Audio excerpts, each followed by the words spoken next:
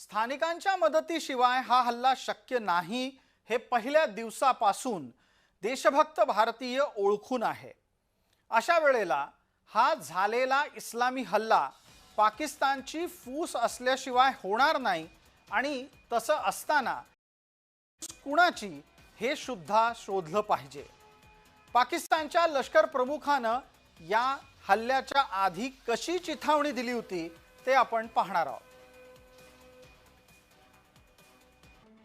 की कहानी अपने बच्चों को जो है आपने जरूर सुनानी है ताकि वो पाकिस्तान की कहानी ना भूलें। Well, our forefathers they thought that we are different from the Hindus in every possible aspect of life.